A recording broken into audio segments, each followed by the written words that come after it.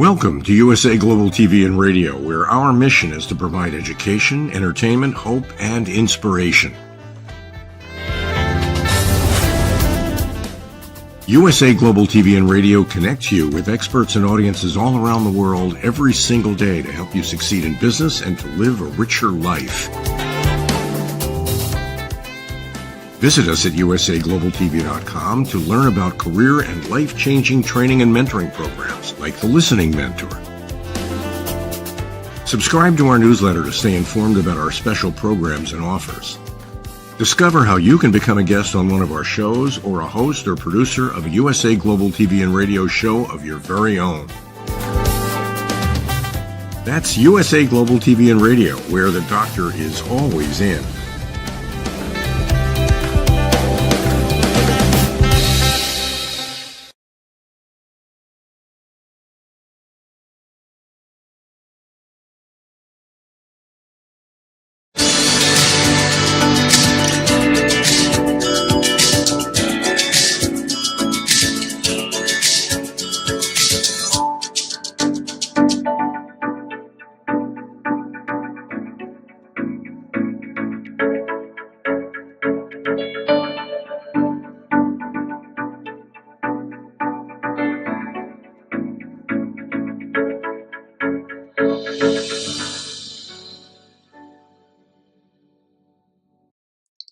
Hello, beautiful soul family, and welcome to Weekly Wisdom and Insights, your home for spiritually guided transformation and empowerment. I am your host, Dearjames, and together with the unseen, Spirit, Source, and Symphony, we look at the current energies, the intuitive wisdom and insights, and we go as guided. And beautiful, beautiful, beautiful astrological energies here, mid-October 2025, and it's all about Pluto, Pluto, Pluto. And of course, Venus enters Libra. So there's some beautiful, there's so much beautiful energy in this trine, in this grand trine, and in these astrological energies at this moment. And so let's jump into that really quickly first. And welcome Kiki, welcome Heather, welcome Alicia. We're working with this Pluto direct that stationed direct on the 13th, which was Monday of October. And when you look at the center of the astrological wheel and the aspects, the astrological aspects, you can see there's this beautiful grand air trine that's between Uranus and, Pluto and Venus. And then we have this mystic rectangle, we have the envelope, we have the kite, we have these oppositions. I mean, there's so much beautiful energy in here. And what immediately came to me when I looked at this chart was this aspect of both divine union, but a star is born. And when you look at it, you can make out this beautiful five-pointed star that looks as though it's coming through this upright rectangle, like it's coming through the door. And that there's a star is born, and that we're all stepping into our greatest light, our greatest octave of ourselves. And that, of course, with the matriarchal Aquarian era, we the people era energies and time that we're moving into, it is about our divine union, as above, so below, and soul source connection, and how we harness our greatest nature, our greatest octave, and we offer that to the world. And then in reciprocity, we receive back what we're putting out. It's a complete inverse. We've talked about this a lot. It's a complete inverse of where we've been, the patriarchal, divine masculine era, Piscean era, where it's more been about I, the me, the I, and how then in that, in reciprocity, we receive. This is an inverse. And so, in Pluto, as we get to, Pluto leads the way. Pluto is in Aquarius. It is stationing direct. And it's the first time it's moved into Aquarius, and then it's retrograded in Aquarius. And now it will go forward in Aquarius. So it's really in its new sign, and it's gone forward, regressed, and is now going forward again. So there's big energies that are playing with this, attached to this. Let's look at also our main energies, the numbers. It's October, so it's a 10-month. It's treading this cautious advance.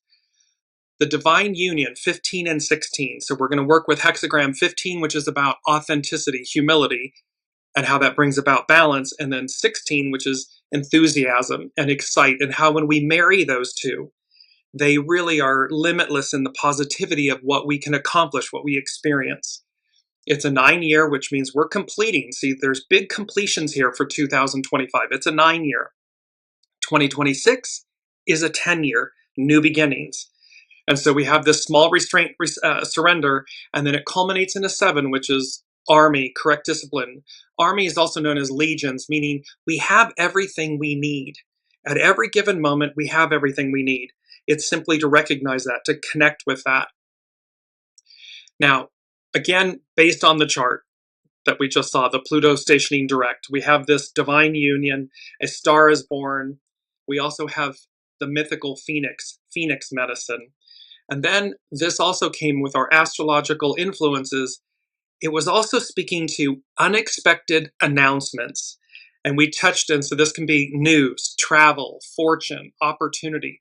So these unexpected announcements that come out of nowhere, and how the Aries full supermoon that just occurred on the 6th of October, and then of course, a week later, Pluto stations direct at 1 degree Aquarius, and it's 1 degree 22 arc minutes. So here's 1, creative force. Here's 22, the most powerful master number, and it's in Aquarius, stationing direct. And so expect unexpected announcements, news, travel, fortune, opportunity. There's so much here tied into these energies. And it's because, again, as we spoke about last week, that 8 of Swords, well, we're going to be combining later on in the show, the 8 of Wands with the Ace of Swords. And I'll explain how those come together. But let's jump into divine union. It is our main theme, and we have this beautiful divine union. A star is born, phoenix medicine. And we're going to take these one at a time and go through them. And so divine union is a spiritual concept describing a profound, sacred connection between two souls or between an individual and the divine. So this doesn't have to be external, that soulmates and so forth. This divine union can be about how we are one with Source, God, Allah, Buddha, the all that is, that it's that divine union as well. It goes beyond a conventional relationship to represent a deep soul level bond with a higher purpose, such as spiritual growth, a shared mission, or a harmonious blend of masculine and feminine energies. That all speaks to Aquarian, divine feminine, matriarchal, we the people energy era. The concept is found in various traditions and is often characterized by intense transformation, mutual growth, and a sense of sacred purpose. And I just want to bring up this beautiful image of divine union, and it's by Danielle Caners at artisticherbalist.com. And she has beautiful images that are very futuristic and so forth that you can go and purchase on her website. Yoga mats, all kinds of different things, actual artwork. But you see in this image the beauty of the divine masculine and the feminine merging, coming together as one, this yin and yang aspect of ourselves. And again, so it's to remember, it doesn't have to be an external divine union. It can and most likely will be first and foremost a divine union of soul and self, ego, mind, personality, human, soul source connection coming together in this beautiful harmony and balance. Key aspects of divine union, spiritual purpose. The unions are often believed to have a higher purpose, such as aiding the spiritual awakening of both individuals and contributing to the collective good. So this is when it's between people. It's a union of energies. A common interpretation is the synthesis of complementary energies, such as the masculine and the feminine. This is the Shiva and the Shakti, or the yin and the yang, to create a balanced and more powerful third state of being, this Ahura Mazda, that rotary engine that we've talked about, where the heart and the soul, the ego, mind, personality, the soul source connection, it's all unified, operating as one in this beautiful, rotary, triangular fashion, this third state of being. Deep connection. A divine union is experienced at a soul deep level, often involving telepathic communication and a feeling of, quote, home with one's partner. So again, this can be with another, externally with another. It can also be that sense of home with your soul source connection, your soul, and this union of coming together and finally feeling whole and at home. Intense transformation. The path to divine union can involve significant challenges and confronting aspects of the self, leading to self-awareness, healing, and growth. So again, we can have challenges that causes us to stop and reflect, or we can be challenging or triggering someone else, an external relationship, so that we all rise, because this is about mutual growth and how we collectively play our roles and then come together and rise. And lastly, beyond romance, while it can include romantic love, the ultimate goal is a sacred eternal bond that is often described as, quote, holy, or a holy union, or a graduation for a larger mission. Because we've talked about how we're going up an octave. We're going back to where we began, but an octave higher. And so this is 9 completions. It is a graduation, a culmination, and all the outer heavy hitter planets, all 5 of them, changing signs within a 14, 16-month window. That hasn't happened in a long, long, long, long time. That they have all clicked into place into their new signs, which by early spring of 2026, all of them will be officially in their new signs, all, never to return again. Maybe Saturn might in our lifetimes, but, because the trajectory around the sun of each planet is quite long. So we have divine union. Now we're going to look at A Star is Born. And A Star is Born, spiritually, the phrase symbolizes the emergence of great talent and a significant new beginning, representing hope, guidance, and a connection to the divine. So again, these energies, where we're shifting to, and we can see, with as we've said, Rome burning, the world burning, it's on fire, so to speak, using that, in an example. It's this aspect of the fact that it's calling us. So all of this shadow work that's happening is really imploring us to look at ourselves. And it's really reaching down within to say, is this the world we want? Is this the one we wish to participate in? Is this the one we wish to leave behind? And so when the height of the shadow is on display, so too is the opportunity of the light. So too is that opportunity to graduate, to transcend, and to elevate, go up an octave.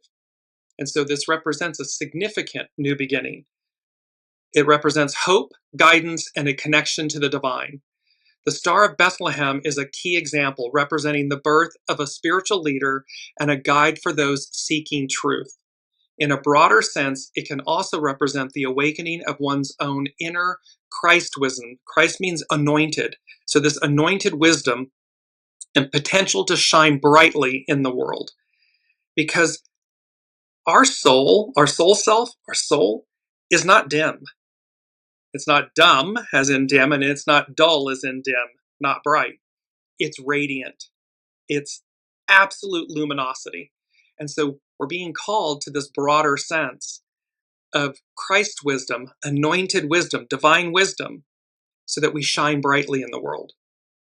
Its key spiritual meanings: hope and guidance. Stars historically guided travelers, and spiritually, they can symbolize hope, wisdom, and a path to inner peace and spiritual growth. Awakening and divine connection.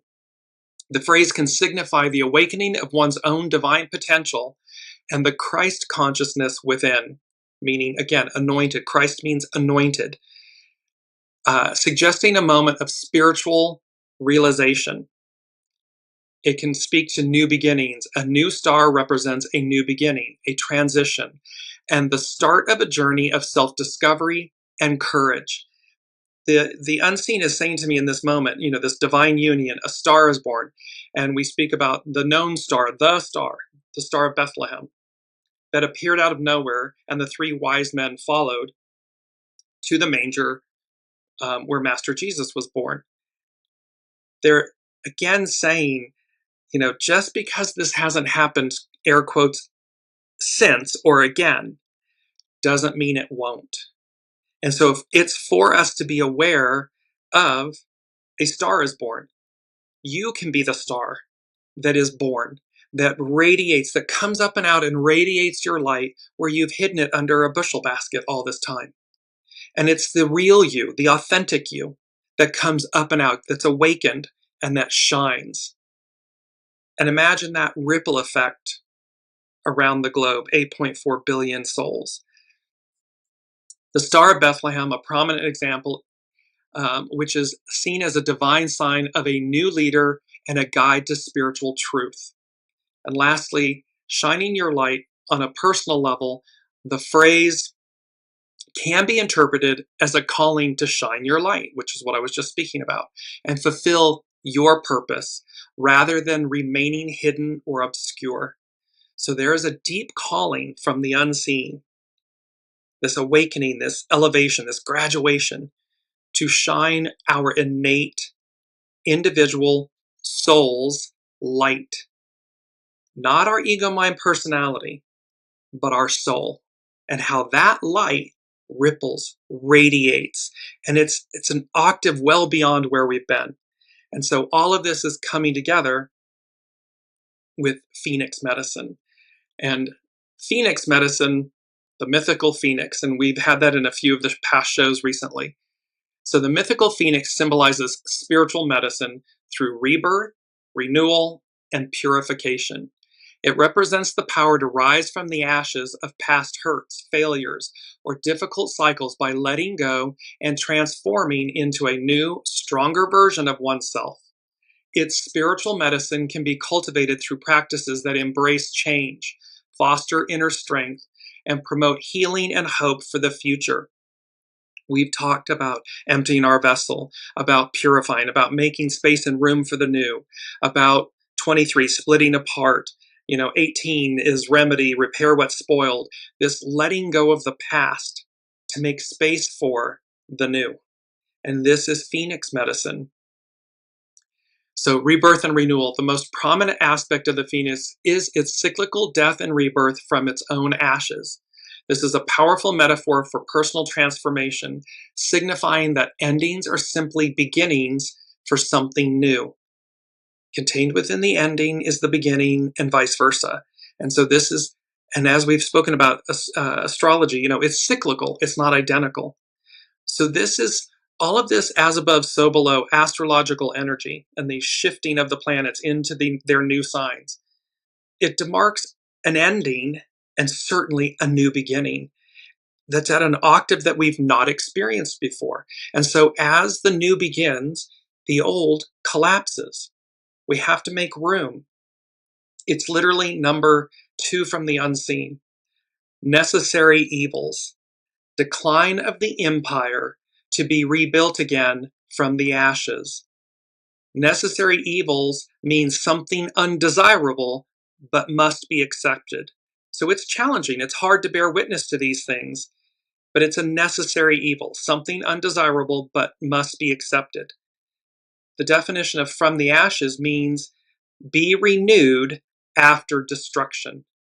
So again, in order to dismantle, deconstruct the past, the Piscean patriarchal era, the divine masculine era, we are experiencing the height of its goo, its corruption, so that it will collapse under its own weight, while simultaneously the new, that divine feminine, Aquarian, matriarchal era energies, this connecting to the soul, occurs.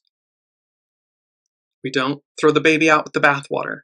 We want to take the very best of the divine masculine, Piscean, patriarchal era forward into the new, in concert with, in service to the divine feminine, the Aquarian, the matriarchal, we the people era, both in their purity. both in this next octave. And how we do that within ourselves, we begin at home. We begin with ourselves. So this divine union, a star is born to recognize your innate light and let it shine.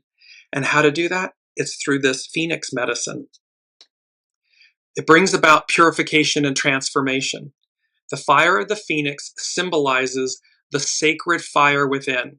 This is your kundalini, your life force, representing the power to burn away old, stagnant, or negative energies to clear the path for new purpose and clarity. It's about resilience and inner strength. The myth teaches that one can rise from adversity by drawing on inner strength and resilience, which is cultivated by acknowledging and learning from the past ashes, from one's past ashes, rather than being consumed by them. And we've talked about how, our past experiences and everything, they're meant to refine us, not define us. So we're meant to learn from our past ashes, choices, and allow them to refine us. Healing. In some legends, the phoenix's tears are said to have healing properties, which can be interpreted as the curative power of profound sorrow and empathy. And it speaks to hope and immortality. The phoenix is a symbol of hope and the possibility of overcoming even the direst circumstances. Its cycle of rebirth is also a metaphor for immortality, or living on through one's legacy and transformed self. Because our energy is eternal, and everything is energy. You cannot kill energy. You can transmute it. We can change it into something else, but we can never kill it. And so this is where we don't want to kill the shadow. We want to harness the energies so that we can harness the wisdom of the shadow, because it's teaching us. Some of our greatest lessons come through our greatest challenges. And so we want to be able to harness that energy, but to transmute it, to refine.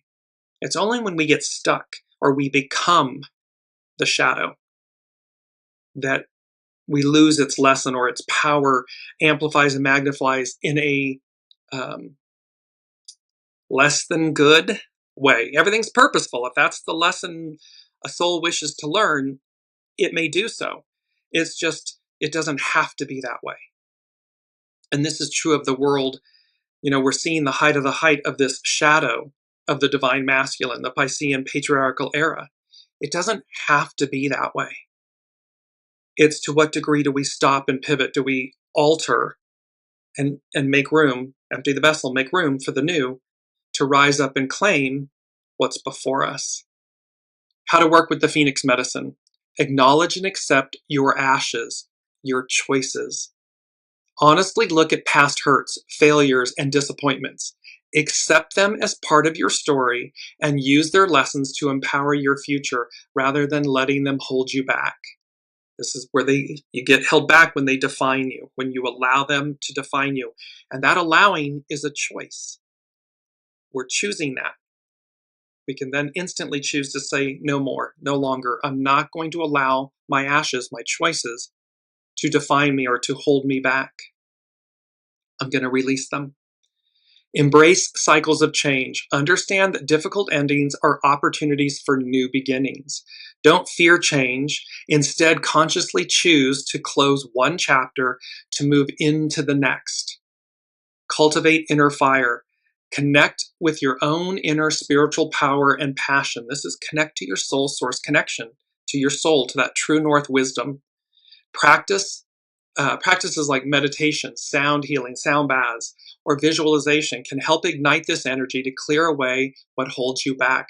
This is about speaking about having personal altars, if you will, and you can have the beauty of, crystals and healing, divination cards and different things that transpire and inspire your energies to shift. It's a reminder. You can place them throughout your home, in your vehicle, at your place of work, so that just a simple image of something keeps you on track, keeps you remembering that you're a phoenix rising, that you're a divine union of soul and self, and that a star is born when you shift lanes, trains. We've talked about that a lot. Get on the right train, the golden train with the golden ticket.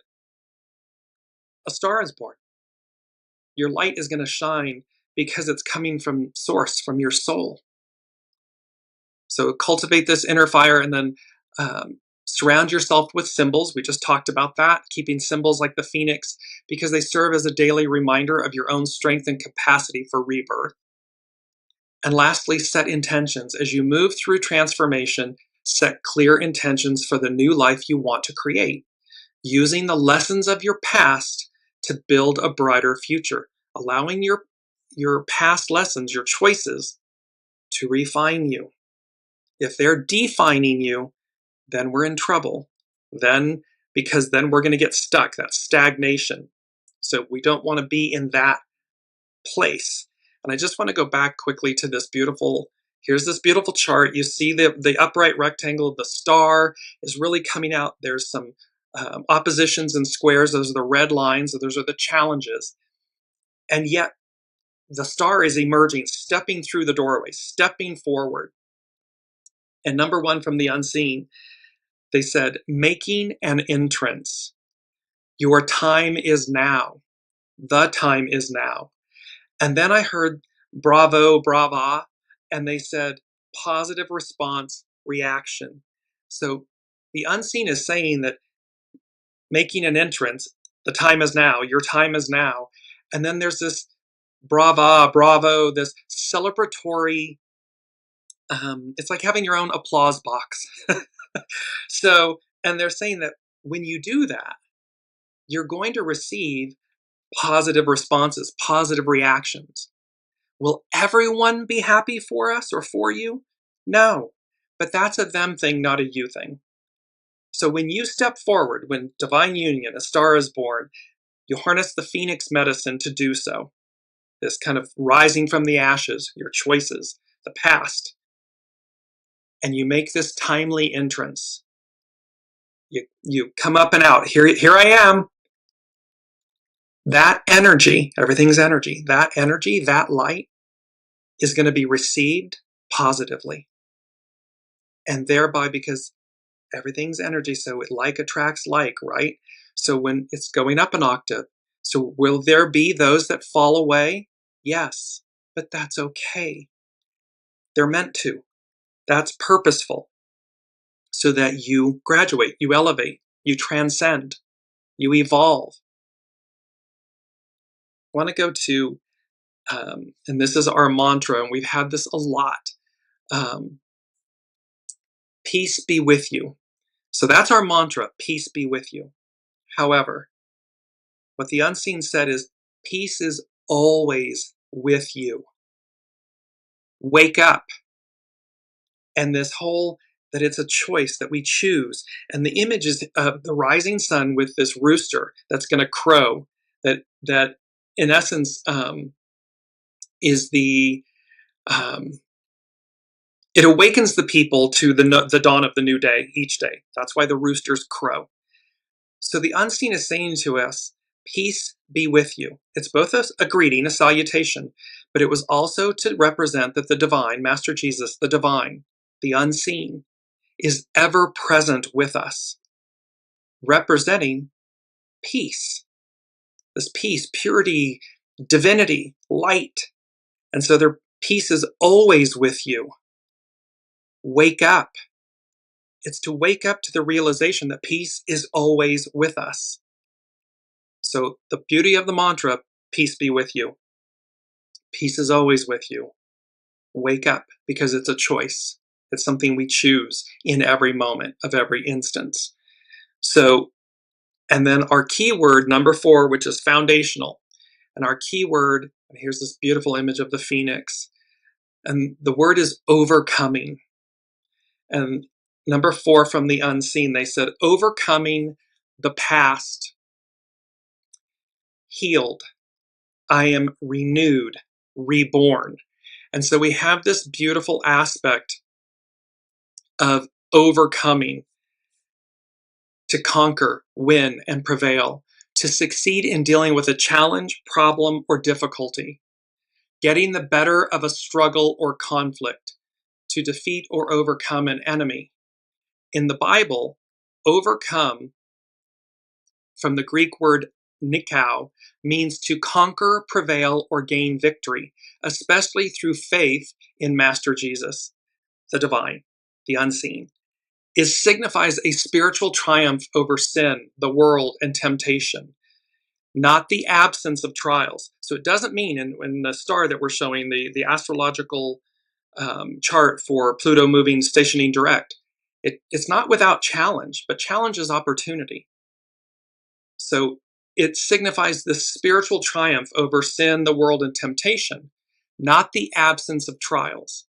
This victory is made possible by God's power, enabling believers to persevere through difficulties and secure a relationship with the divine, with Master Jesus, the divine, the unseen. So it's about, again, it's about being on the right train, shifting mindsets, seeking a higher wisdom, a higher octave, a higher opportunity. And I just want to go back to, because on Peace Be With You, our mantra, it conveys a blessing of deep spiritual well-being, wholeness, and assurance from the divine, from God.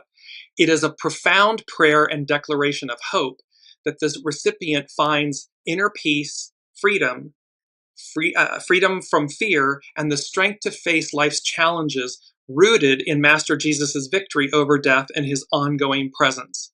There's a victory over the shadow, over darkness, over the fall,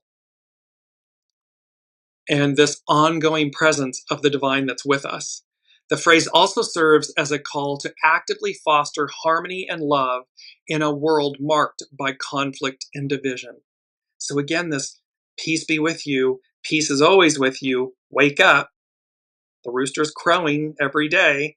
So we have this opportunity to overcome, to recognize that we can overcome anything. Because again, we have everything we need. It's always within us. We're always connected to it. It's simply a matter of are we choosing it? Are we exercising that muscle, that soul muscle? What are we choosing? That's what it comes down to. So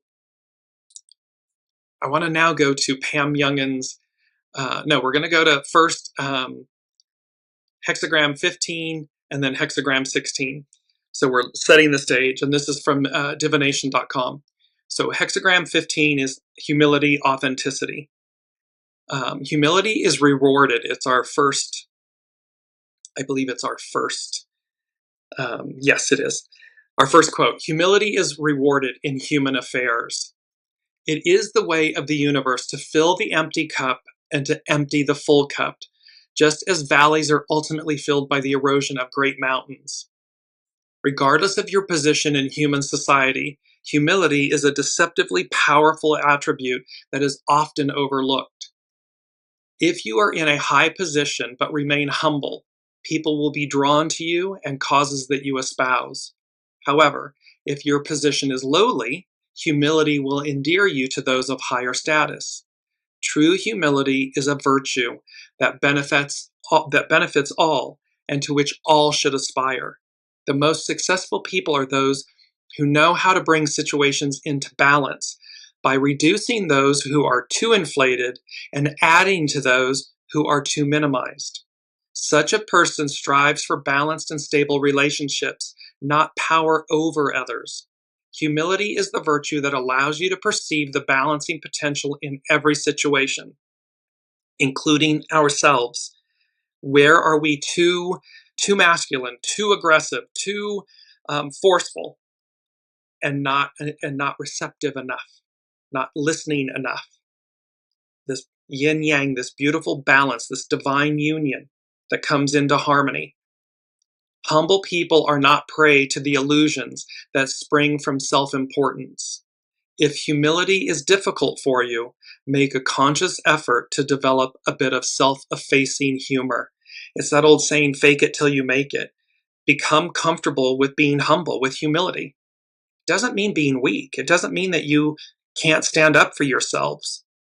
You can. It just means that humility endures and endears. And so when you're in a high position and you're humble, people will do anything for you. They love you and adore you. They want for you. However, when you're in that high place and you're arrogant, you're exuding hubris, entitlement, it's repellent. People instantly don't like you, push back, don't want you to succeed.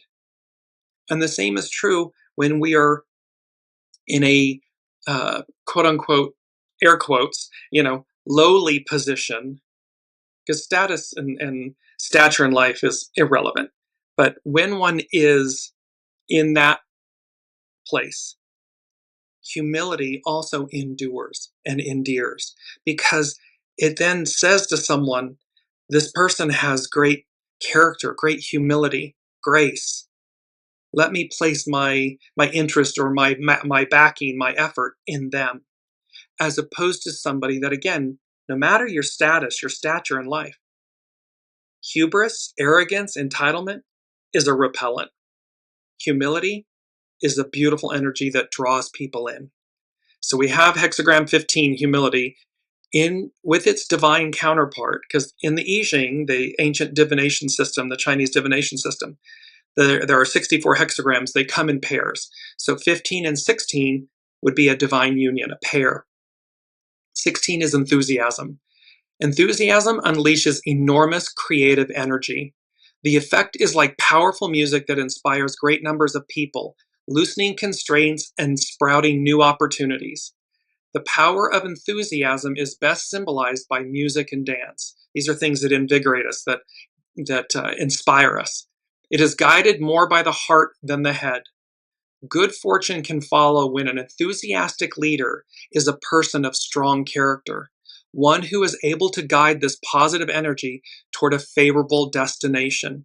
We're all being called at this time and moving forward, matriarchal, Aquarian, we the people era energies, to be this enthusiastic leader with strong character that is able to guide positive energy toward favorable destinations and outcomes. Enthusiasm is a personal relationship, or in a group, generates special electricity. For instance, when the crowd at a music festival is charged up, the singer scales new heights, and life, the shared experience of the moment, becomes its own reward. And who is not in awe of thunder? Who would fail to fill his or her lungs with refreshing air in the aftermath of a cleansing rain? Arouse the passionate support of others while adjusting your ideas and plans to suit their needs.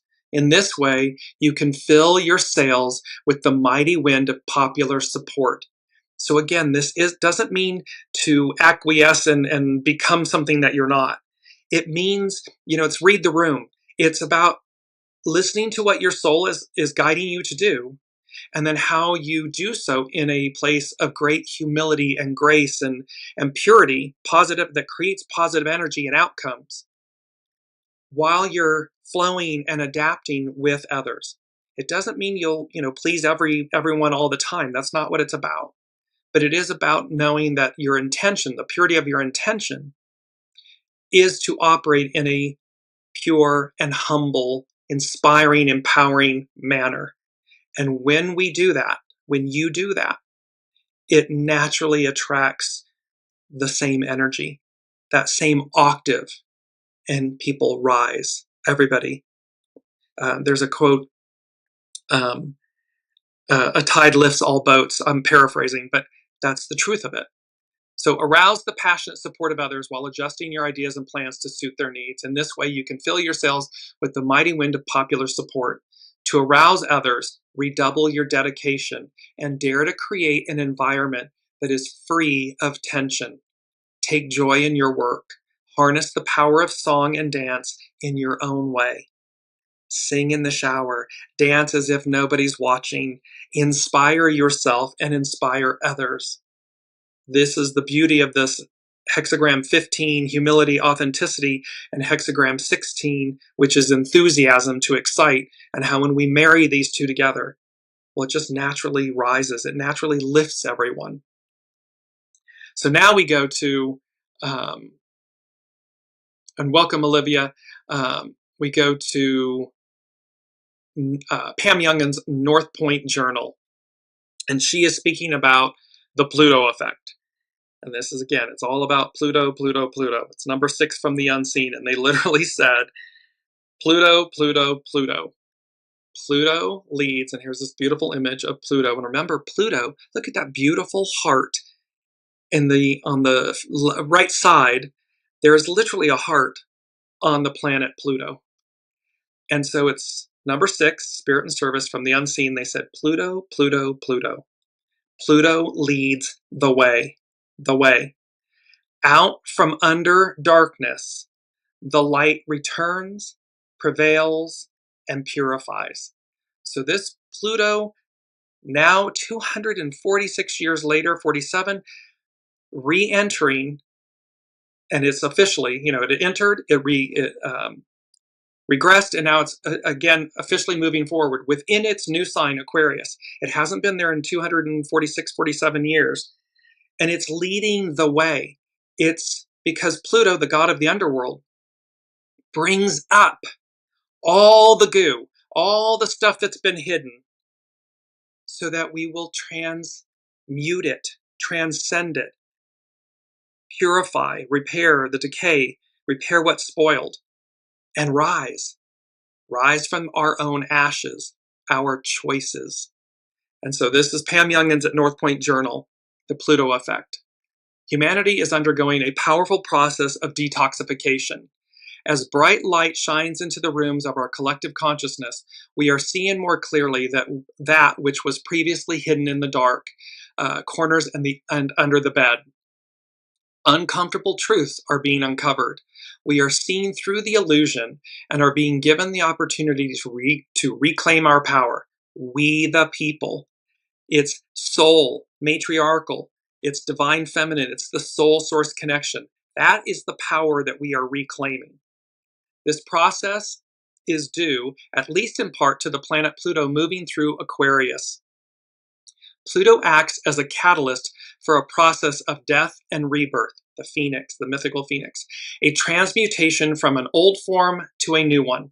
Aquarius represents society and community, the way in which the individual contributes to the whole. Pluto's alchemical effect on our world and our awareness has been heightened since it went, quote, out of bounds in late August. Further upping the ante, the dwarf planet is at a virtual standstill this month as it completes its 5-month retrograde period and turns to go direct. This has the effect of increasing Pluto's influence throughout the month of October. It means when a planet stations, whether it's going retrograde or direct, the intensity of its energies are heightened, amplified. When a planet is out of bounds, more than 23 degrees, 27 arc minutes above or below the plane of the ecliptic, its influence is exaggerated. So not only is it stationing, Pluto is stationing, but it's also out of bounds. It's like boom, double, boom. It's doubled. The intensity is doubled. Pluto is out of bounds this year from August 29th, 2025 to November 23rd, 2025. During this time, we are observing an extreme drive to control and dominate through fear. However, we are also seeing the deep corruption that has woven its way through our governments and other social systems. While this experience can be overwhelming at times, there is hope. Pluto is currently out of bounds to the south, which plays out very differently than if Pluto were out of bounds to the north. History reveals, because astrology is cyclical, it's not identical, but it's cyclical. History reveals that when Pluto is out of bounds to the north, dictators gain control and the people are disempowered. However, when Pluto is out of bounds to the south, as it is right now, the people regain their power and societies are reformed. So there's historical evidence for this, astrologically speaking. Pluto will be out of bounds to the south periodically from now, 2025, through 2035, for a decade, out of bounds to different degrees in the south. This year, it is out of bounds for a total of 86 days. This amount of time will increase every year until 2029, when it will be out of bounds for 155 days. After that, the annual total of days out of bounds will gradually decrease. The last time Pluto was out of bounds to the south was from 1774 to 1795. These were the years of the American Revolution and the French Revolution. We talked about this in many shows. Colleen is saying this is beautiful. And so yes, see, we've been talking about this Pluto in Aquarius. Now add to it that it's Pluto in Aquarius out of bounds to the south. You get why this is all Pluto, Pluto, Pluto. And this Pluto leads the way, not a way, the way, the divine, the unseen, the all that is. You know, again, God, Allah, Buddha, Master Jesus, the all that is. They're saying the arc of destiny moves forward. The arc of destiny is going up an octave. We're not repeating the past. We're not going backwards. We're going forwards to this higher octave of beingness. We're overcoming the past. Healed, I am renewed, reborn. And this awareness of that peace be with you. Peace is always with you. Wake up. Choose peace. Choose it in every moment.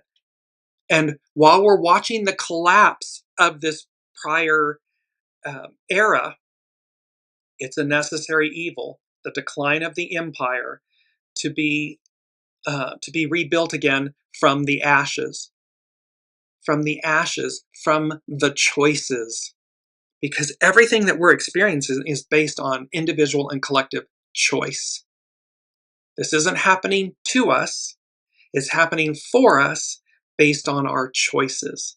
And so it's a necessary evil. Is it painful? Yes. Is it purposeful? Absolutely. And thereby, because divine union, a star is born, and this phoenix medicine, we're making an entrance. Make an entrance. Your time is now. Shine your soul's light. It's what your soul came to do that matters, not what your ego, mind, personality, human tells you you want or don't want.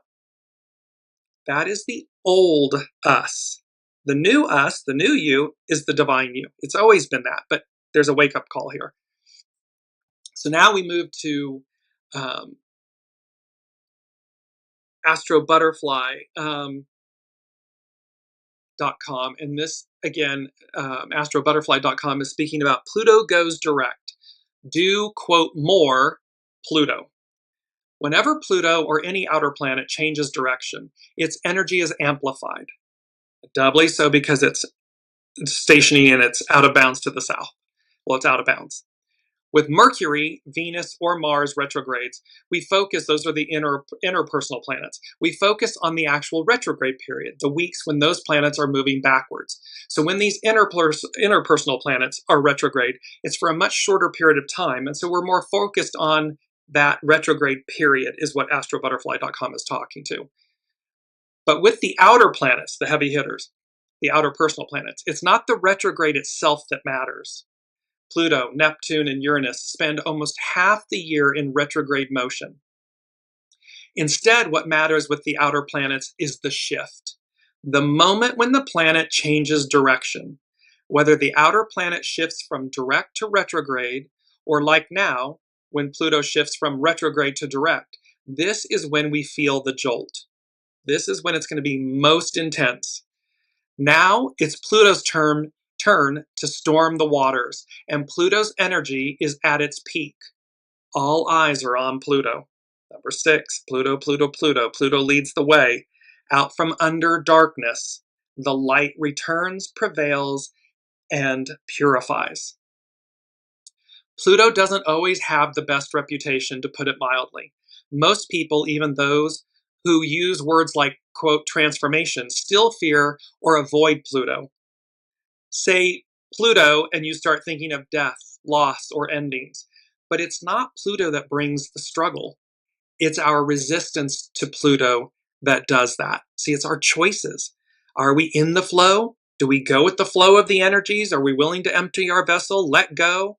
This is all about choice and how we individually and collectively amass these experiences based on choices, ashes, choices. So when stationary, Pluto says, I'm here, tune into my frequency.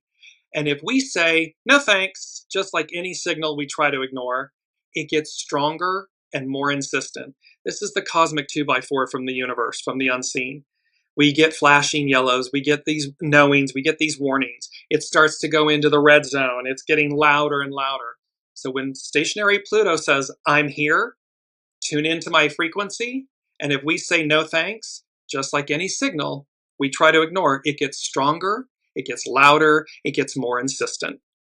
The less we tune in, the louder Pluto gets, like a siren that won't turn off, growing until it's eventually unbearable.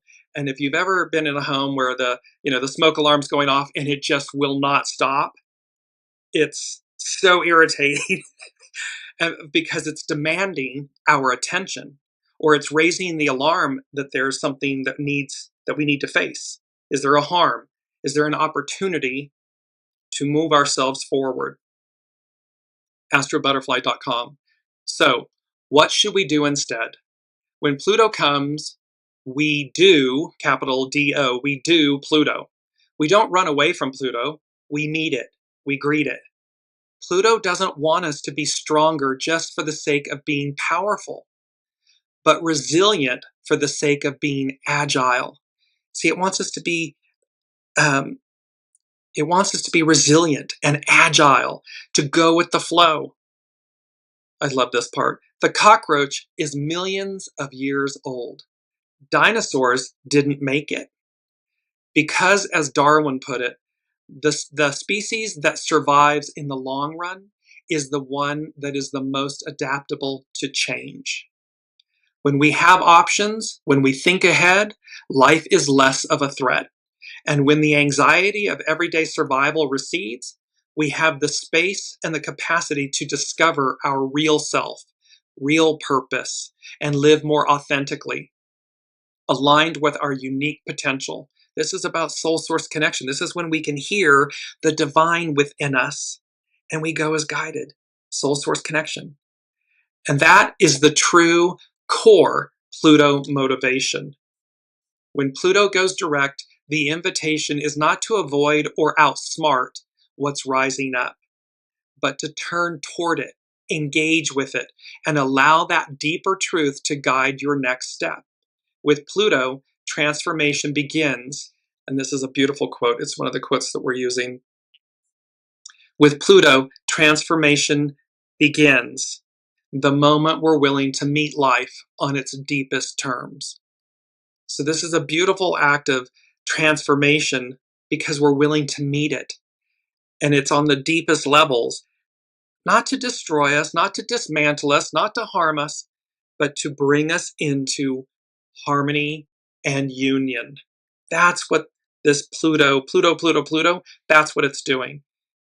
And is it? Yes, it's the mandrakes. We talk about the mandrakes being uprooted and replanted into larger pots in the Harry Potter series. Well, that's what Pluto's doing for all of us. So is there screeching and, crying and Yes, however, against this backdrop of clinging to the past, and yet this huge momentum, because remember, the magnitude of those that are in power trying to cleave and cling and to the past and stop time for cause and effect was last week's mantra. There is an equal and or greater force that moves us forward, that sees this and says no, rejects it, no. And that force then comes together, culminates, and energy, like attracts like, and it becomes greater and louder. This purity, this truth, this no, I want what the future affords, not what I had in the past. I've already been there, done that. I've already lived that. So who wants Groundhog Day to repeat over and over and over and over again? That's very stale and stagnant. Moving forward into the unknown, big smile on my face, that's exciting because it is unknown. And it's to remember it's not unknown to us, air quotes. It's not really unknown to us. Our soul knows the way. It has always known the way. It will always know the way. It's just the ego, mind, personality, human taking a deep breath and exhaling and saying, okay, let me follow you because you know the way. That's where we are. Now, let's conclude with, in astrology, it's Astrology by Lauren. And she begins with a quote from Noam Chomsky. There are two sets of principles. They are the principles of power and privilege and the principles of truth and justice. If you pursue truth and justice, it will always mean a diminution of power and privilege. However, if you pursue power and privilege, it will always be at the expense of truth and justice. So see, it's innate. When we just simply pursue truth and justice, then power and privilege and all those things recede. They subside because we're seeking truth and justice, purity, goodness. However, if we're pursuing power and privilege, they're at the expense of truth and justice. So the purity of our intentions is paramount. It's important. Astrology by Lauren, Pluto Stations Direct 2025. On Monday, October 13th, or Tuesday, depending on where you are in the world, Pluto will station, ending its 5-month retrograde phase. Although Pluto has been in Aquarius for over a year now, this is the first time that it stations direct while still in Aquarius. We spoke about this earlier. There is a certain gravitas that Pluto gains in this sign by stationing direct in the sign of universal brother and sisterhood, freedom, and equality.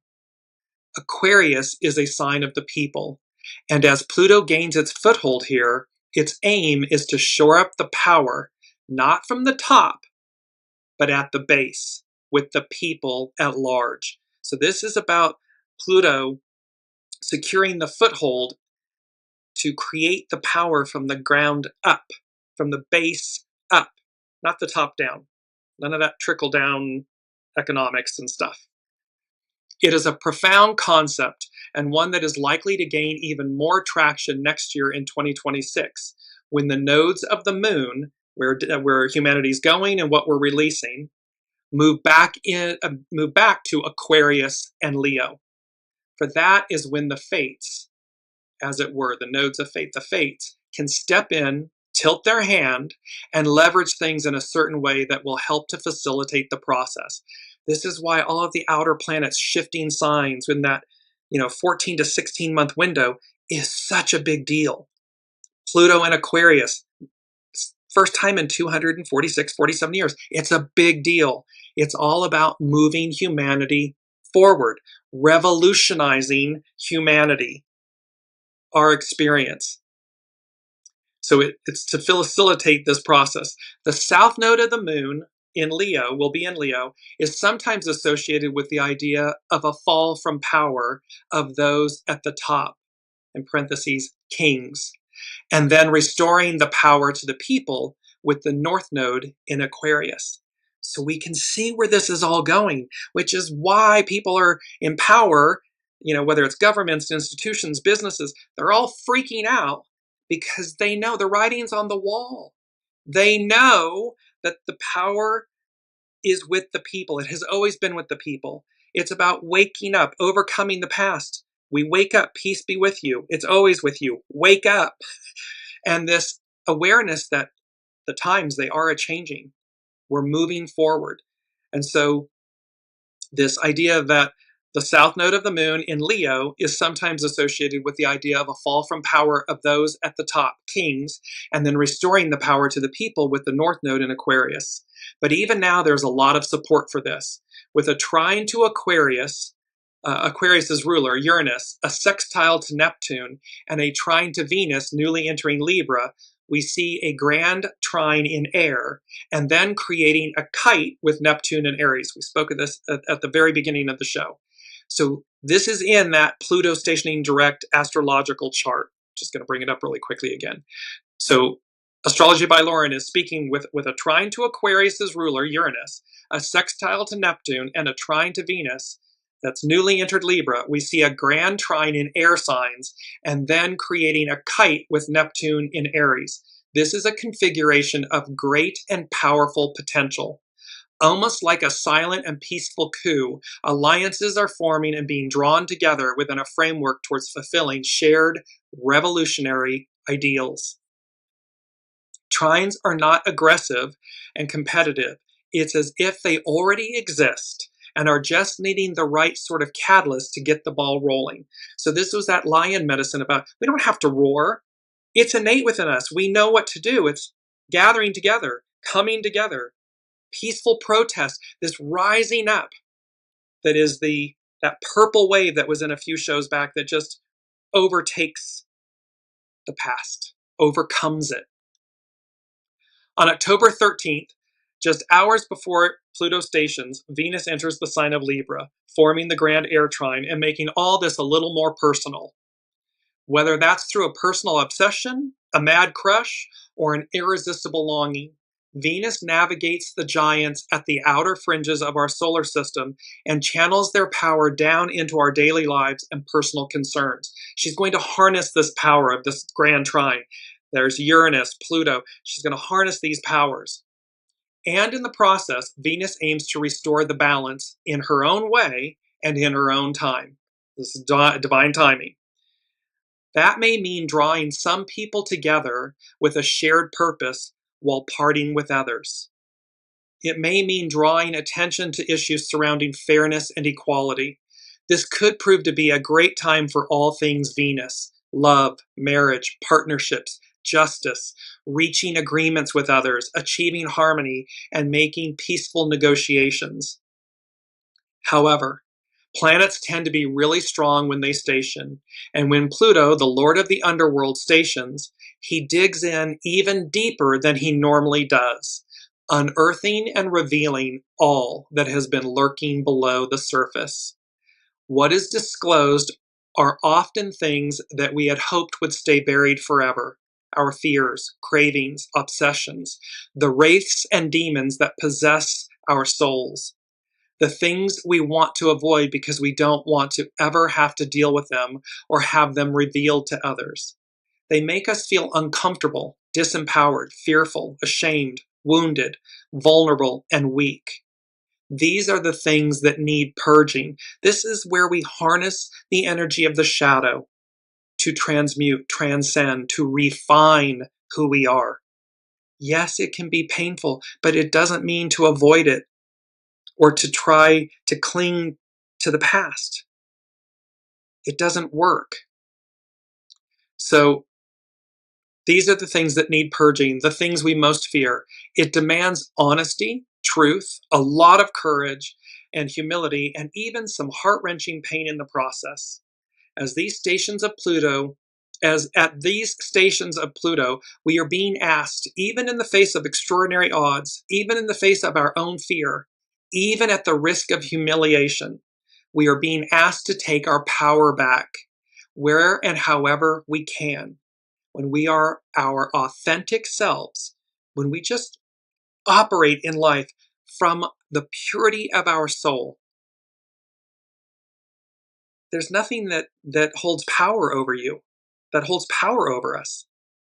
When somebody tries to attack or demean or diminish or utilize that in a way against someone, it says everything about that person and nothing about you.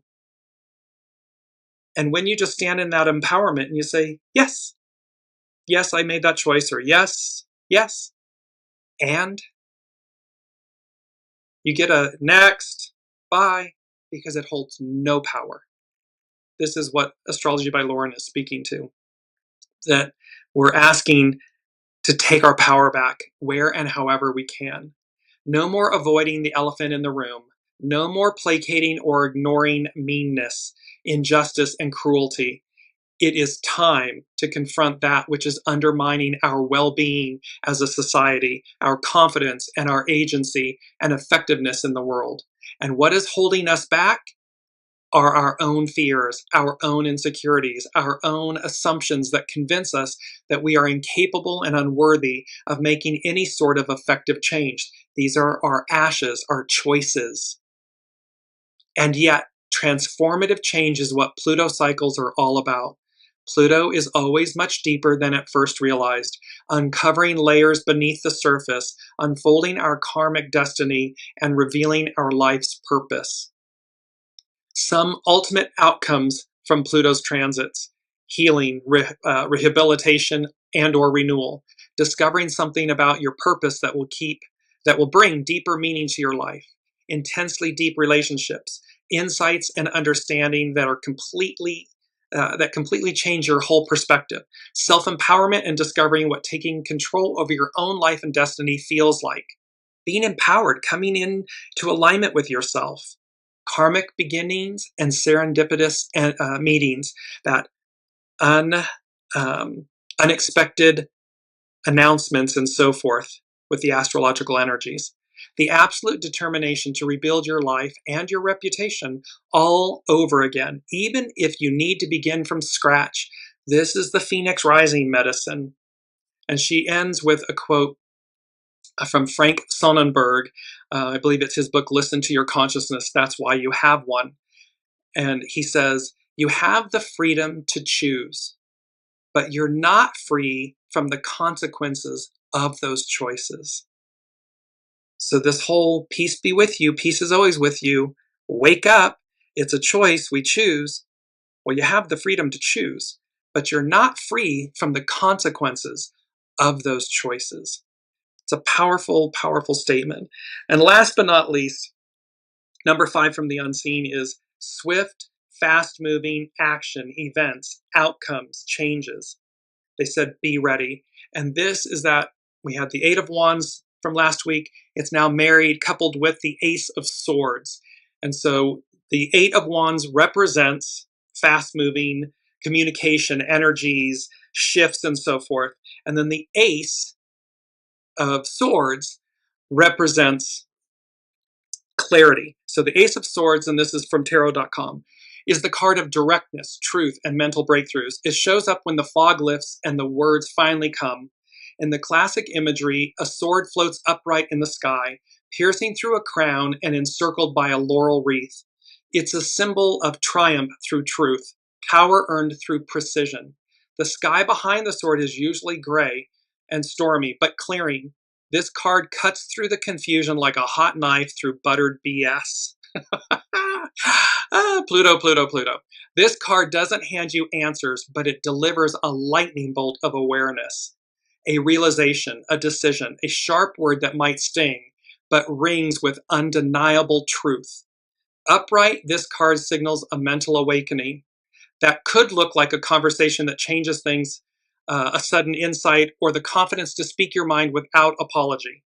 This is the sword of discernment. It doesn't tolerate fluff or fantasy. It wants facts, integrity, and intellectual honesty.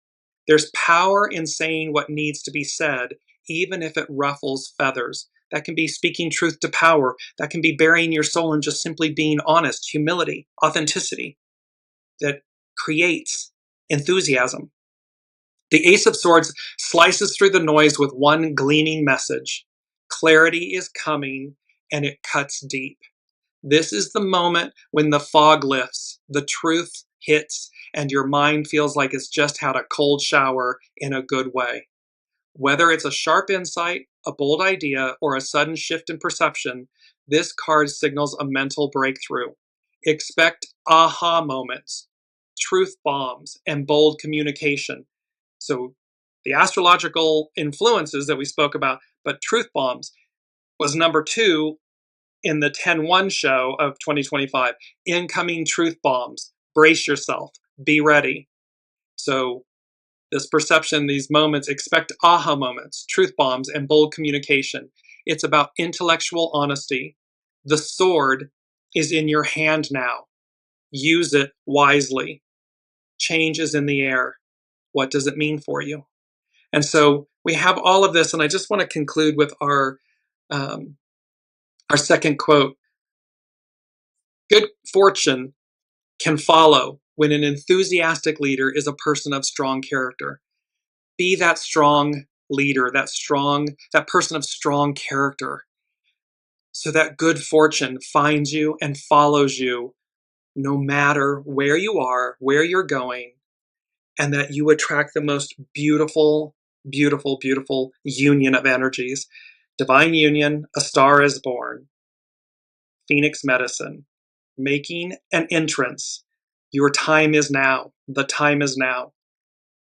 It will have this bravo, brava effect, this positive response and reactions.